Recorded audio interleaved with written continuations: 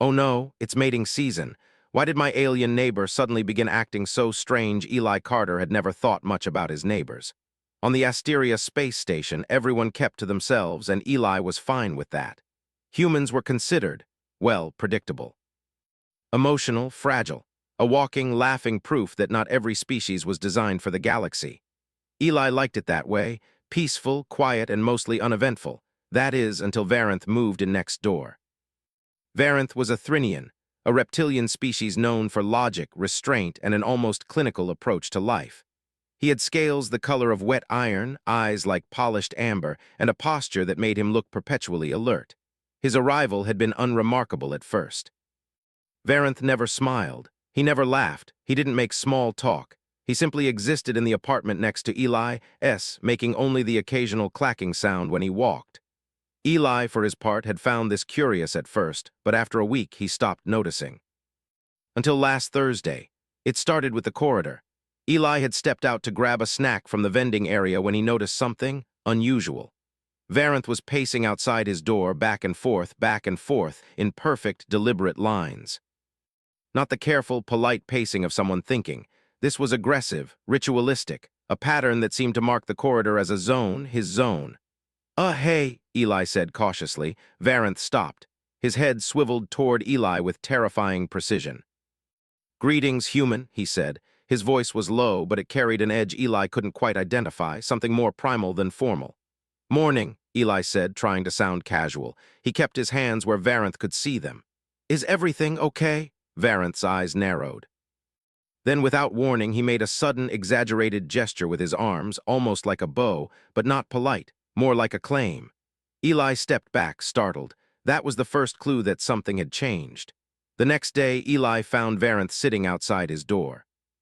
Not just sitting, but crouched low, legs bent in a way that seemed wrong, predatory and staring, not at Eli directly, but at the hallway. The way Varanth's body tensed made Eli take a slow step backward. By the end of the week, Varanth had developed a routine. He would stand in the corridor, hiss softly, and move in odd, jerky ways. He blocked sections of the hallway. Other neighbors had started avoiding the area entirely, muttering complaints at the station's security. Eli tried asking security if they could check on him, but the response was always the same. Thrinians do this sometimes. No threat. Move along. Eli wasn't convinced. He began keeping a notebook. Patterns, times, gestures. Varanth didn't eat in his apartment anymore, or at least not when anyone could see. Instead, he moved in sudden bursts to the small communal plants and air purifiers, sniffing, brushing against them, almost marking them. It was unsettling. Then the changes escalated. One morning, Eli was in the corridor, heading to the cafeteria, when Varanth suddenly lunged toward the wall, pressing his body against it and emitting a low, vibrating hiss. The sound made Eli's teeth chatter. People passing by gave him wide-eyed glances as if he had just seen a fire-breathing dragon. Varanth, what are you? Eli began, but the alien ignored him, continuing the strange display. Then he turned and fixed Eli with a gaze so intense it felt like Eli's thoughts were being examined under a microscope. Something's wrong, Eli muttered to himself later that day. He tried researching Thrinian biology in the station's limited database. What he found was sparse. Thrinians were logical, controlled, and resistant to emotional extremes, but buried in obscure archives was a note about seasonal reproductive cycles. The wording was clinical.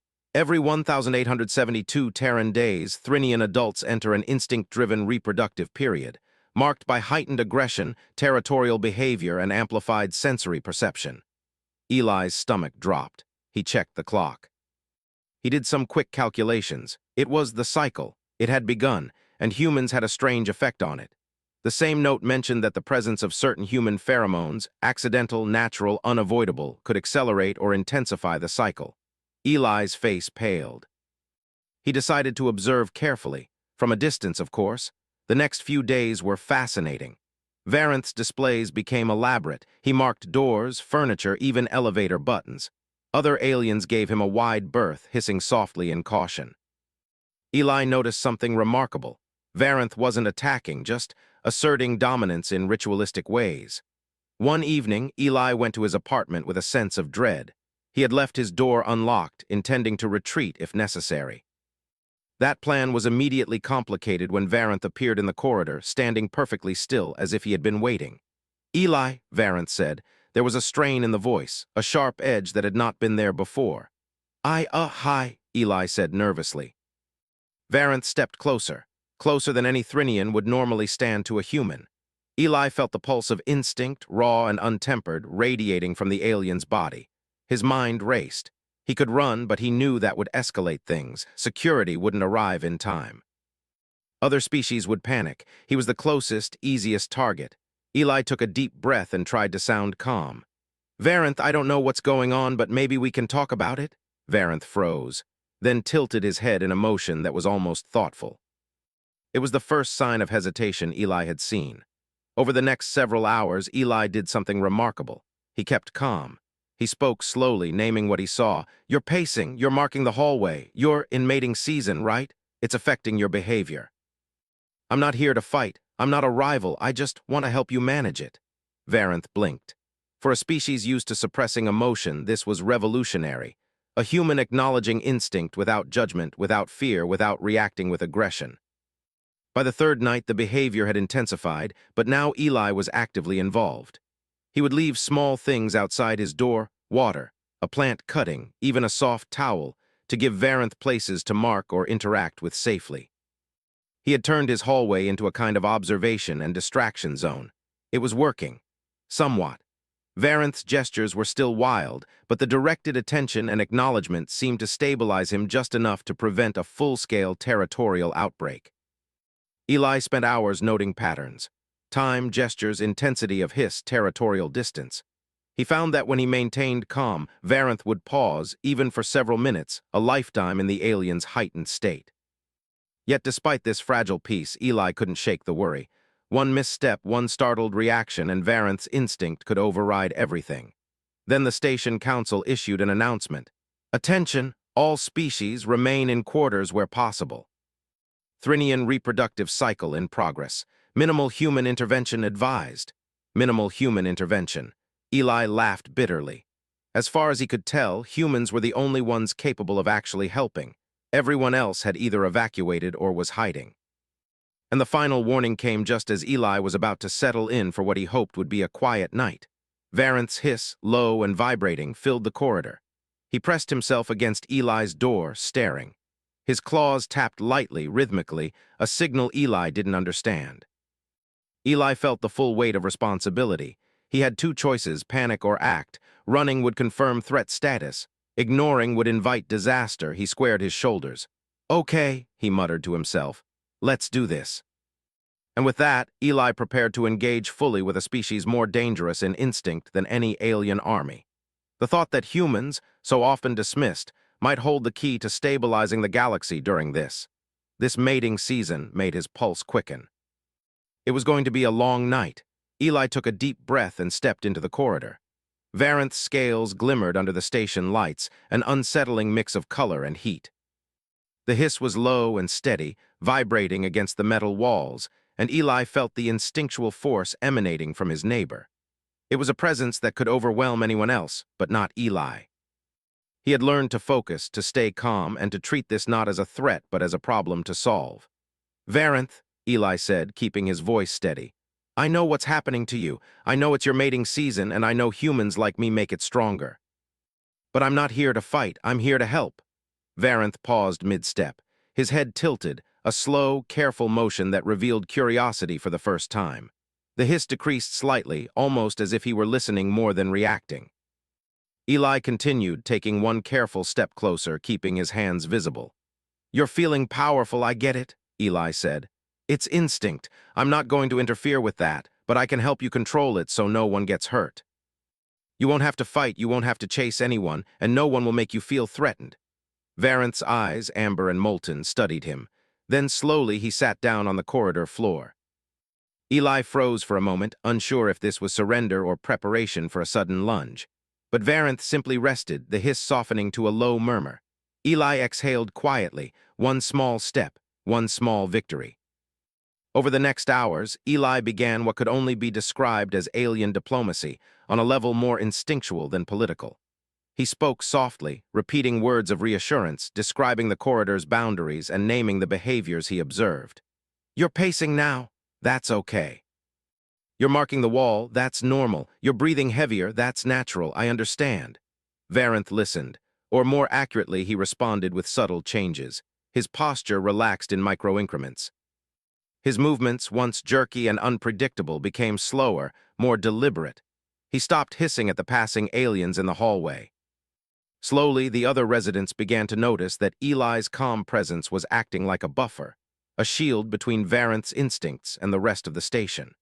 The following morning, Eli arrived to find Varanth standing near the elevator. Normally, the alien would have been pacing aggressively, muscles coiled, claws tapping a rhythm meant to dominate. But now Varanth merely looked at him, eyes steady. "I brought water," Eli said, setting a small bottle on the floor, "and a soft cloth. I thought maybe you need something familiar." Varanth lowered his head slightly, almost a nod. The gesture was subtle, but Eli recognized it as acknowledgement. He had broken through instinct without force. For the next few days, Eli implemented what he called the safe zone. He marked the corridor with soft mats, small plant arrangements, and other objects Varanth could interact with without harming anything. He tracked the alien's behavior meticulously, noting when the hiss increased, when the tail thumped the floor, when the posture stiffened. Slowly, patterns emerged. Eli could predict when Varanth would become more reactive, allowing him to intervene before a dangerous surge. But the challenge was more than just observation. Varanth's instincts were powerful, ancient, and relentless. One evening, a group of visiting aliens accidentally brushed past Varanth. His body tensed instantly, eyes flaring, hiss rising to a dangerous pitch. Eli reacted instinctively. He stepped in, keeping his hands open and his tone steady. "Varanth, you're okay. They didn't mean anything. I'm right here. Calm now." It took every ounce of focus, every second of patience, but Varanth's body gradually relaxed. He exhaled a long hiss, and the dangerous energy ebbed. Eli felt a wave of relief wash over him. He had done it. Again. Word spread quietly through the station. Other species whispered in corridors about the human who could calm a Thrinian. Some laughed, others shook their heads in disbelief, but no one denied it worked. Humans, they realized, were not weak. They were unique. The station council, monitoring from afar, could no longer ignore the situation. They issued a message. "Human intervention appears effective. Continue observation. Do not attempt forceful control." Eli felt a strange pride, who knew that his calm, observant nature, his ability to speak and listen without judgment, was exactly what the galaxy needed. Then came the test. Varanth's instincts surged stronger than ever, triggered by something Eli hadn't predicted, a malfunctioning air filtration unit that made the corridor smell strange. Varanth growled, claws scraping the metal floor, tail thrashing. Aliens in the hallway panicked, retreating to their quarters. Eli stepped forward. "Varanth, it's just a smell, nothing to fight. You don't have to attack. I'm here." For a moment, nothing happened. Then Varanth lunged, not at Eli, but at the source of the disturbance. Eli followed, careful, vocalizing every step. "You're okay. I understand. That's the vent. It's fixed now." Slowly, Varanth's movements ceased. He looked at Eli. For the first time, Eli felt a deep recognition in those amber eyes, almost like respect. The alien had survived instinctual chaos, and it was the human who had guided him. By the end of the week, Varanth's behavior stabilized. The mating season was far from over, but with Eli's guidance, the alien no longer posed a danger to the station. The hallway returned to a cautious normalcy. Other residents dared to move past without fear, and even security officers stopped glancing nervously toward the Thrinian apartment. One evening, Varanth did something unexpected. He approached Eli's door and with careful precision handed him a small, smooth stone from the corridor. It wasn't a gift in human terms. It was a gesture of acknowledgement, an alien form of gratitude. Eli smiled. "You're welcome," he said. "Just take care of yourself." Varanth inclined his head, a slow and deliberate motion. Then he returned to his apartment, and Eli realized something profound. Humans were underestimated not because they were weak, but because no one expected them to understand instinct. They understood behavior, empathy, and communication. They could navigate chaos in ways other species could not. The station council later convened a meeting, inviting Eli as an observer. They discussed protocols for future Thrinian cycles, and it was decided. Humans would serve as mediators during mating season. Other species would evacuate, leaving the human experts to stabilize instincts before they became dangerous. Eli leaned back in his chair, listening to the council debate and plan. He had never imagined himself in such a role, but he understood it now. Humans had a unique strength. It was subtle, quiet, almost invisible, but it was powerful, and the galaxy was beginning to notice. Varanth, now calm, occasionally visited the corridor near Eli's apartment, not in threat, not in chaos, but simply present. The alien's behavior was still instinct-driven, but tempered. It was controlled. It was manageable. And it was proof that humanity's strength was not in force or aggression, but in understanding. Eli realized, with a mix of amusement and pride, that he had survived something no one else could. Not through strength, not through weapons, not through alien technology, but through patience, empathy, and sheer human ingenuity. The galaxy had underestimated humans for too long. Eli smiled, thinking of Varanth's subtle nod and the strange little stone. Maybe humans were fragile in some ways, but in others they were exactly what the universe needed. And for now, that was more than enough. Life on the Asteria space station had returned to something close to normal, though Eli knew normal here was a relative term. Varanth had calmed, the Thrinian instinct cycle was under control, and the hallway no longer felt like a war zone. Still, Eli had a strange sense that the universe wasn't done testing him yet. He had learned a lot in the past weeks. Patience wasn't just a virtue, it was survival. Calmness wasn't weakness, it was a weapon. Understanding, even when faced with overwhelming instinct, could save lives. Humans, dismissed by the galaxy as fragile and emotional, had proven something else entirely. Yet Eli had barely had time to rest before a new challenge arrived. The station's communication hub blared an alert in the early hours of the morning. Eli, half awake and clutching a mug of synthetic coffee, stared at the screen. A convoy of alien traders had arrived unexpectedly in the docking bay, their ships unusual in design, pulsating with lights Eli didn't recognize. The station council's message was blunt. Caution advised, traders may be unstable. Human mediation requested. Eli groaned. He had hoped for a few quiet days. Of course, he muttered, nothing ever stays quiet around here. By the time he arrived at the docking bay, the traders had already disembarked. They were Xian, a species vaguely reminiscent of gelatinous octopuses with multiple translucent appendages and bioluminescent patterns across their skin. Their movements were fluid, unpredictable, and sometimes erratic. Eli immediately recognized the signs. The traders were reacting to the station's artificial gravity and unfamiliar environment. Without careful guidance, someone, or something, was bound to get hurt. Varanth was there as well, walking beside Eli. The Thrinian's scales shimmered in the docking bay lights, his posture relaxed but alert.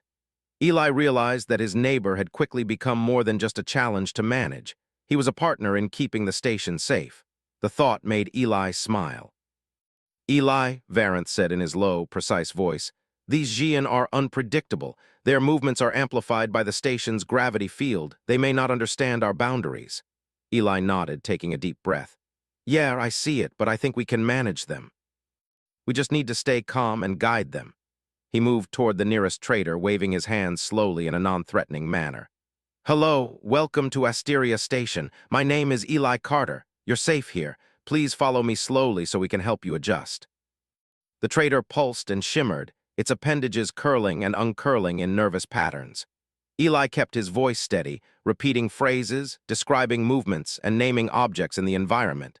Slowly, the creature began to mirror his calm. Varanth stayed close, his presence adding weight and authority to the interaction. The Thrinian's instincts, once a danger, now worked as a stabilizing force. Other humans and station personnel watched from a distance, realizing for the first time that humans weren't just observers, they were anchors. Hours passed. Eli guided the Xian through the docking bay, through narrow corridors, and finally into temporary holding areas where they could acclimate. Varanth remained at his side, occasionally offering insight about behavior patterns. Together they were an unlikely team, human empathy paired with Thrinian instinct control. Once the Xian were settled, Eli allowed himself to breathe. That went okay, he said, wiping sweat from his brow. Varanth inclined his head. You handled the situation well. Your methods are effective, Eli chuckled. Thanks, I've had some practice. He glanced around at the docking bay, now calm and quiet. You know, I never thought I'd say this, but I think humans might actually be useful. Varanth's eyes glimmered in what Eli interpreted as amusement. Indeed, perhaps your species is underestimated for reasons beyond initial observation. Eli felt a warm glow of pride. The past weeks had been intense, exhausting, and sometimes terrifying. But this was validation. Humanity wasn't weak. Humanity wasn't fragile. Humans were adaptable, intelligent, and capable of navigating chaos in ways other species couldn't. The next few days brought more challenges.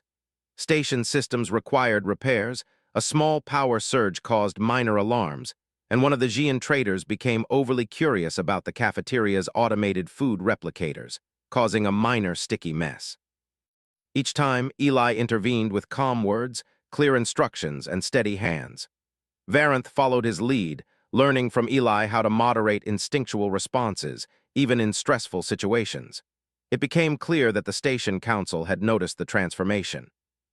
Eli received a formal message. Human mediation is now officially recognized as an essential protocol for interspecies interactions during periods of instinct-driven behavior. Your expertise is valued. Eli laughed softly, showing the message to Varanth. Well, look at that. We're basically intergalactic crisis managers now. Varanth's response was almost solemn. Your methods are unusual, but they work. Eli realized that humans' greatest strength wasn't weapons, technology, or physical power, it was understanding. The galaxy underestimated humans because it didn't recognize that insight, empathy, and patience were just as potent as lasers or shields. Weeks passed, and the station settled into a rhythm. Varanth's mating instincts receded fully, thanks to Eli's guidance. The Xian traders had acclimated, now interacting peacefully with other species. Eli began to see small, subtle changes across the station. Other species began approaching him with problems that required negotiation or emotional guidance. Humans were no longer just residents. They were stabilizers, mediators, anchors in a universe full of instinct and unpredictability. One evening, as Eli walked through the corridor, he noticed Varanth observing him. The Thrinian's gaze was calm, steady, and something else, respectful. Eli smiled and waved. Varanth inclined his head slightly in return. It was a silent acknowledgement, a recognition that humans were not what the galaxy thought they were. Eli spent the rest of the night reviewing his notes. He had detailed logs of Varanth's mating season behavior, the Xian acclimation process, and his own interventions. He realized he could formalize a guide, a protocol for human mediation in instinct-driven crises. If the galaxy accepted it, humans could become essential to interspecies cooperation, not through force but through understanding. The next morning, Eli presented his notes to the station council. They were intrigued. You've documented behavior patterns, effective interventions, and species-specific reactions, one council member said. This could save lives, prevent conflicts, and even improve trade relations. Impressive work, human. Eli felt a mix of pride and humility. He had never sought recognition, but this acknowledgement was different. It wasn't about ego, it was about proving the value of humanity in a galaxy that constantly underestimated them. Varanth, standing nearby, added his own recommendation. Human techniques are effective beyond previous expectations. I recommend their integration into all station protocols where instinctual behavior is a factor. The council murmured in agreement. Eli felt a surge of satisfaction. Together, he and Varanth had turned chaos into order, instinct into understanding. Humans had not just survived, they had contributed something unique and irreplaceable to the galaxy. Later, as Eli returned to his apartment, he reflected on the past few weeks. From the first day he had observed Varanth's strange behavior to the present, he had learned that being human meant more than emotions, laughter, or fragility. It meant empathy, patience, and the ability to see beyond immediate danger to the heart of a problem.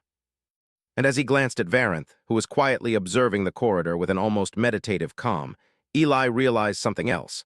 Sometimes, the galaxy didn't need weapons, shields, or strategy. Sometimes, it just needed a human who could listen, understand, and guide. The universe was chaotic, unpredictable, and often dangerous.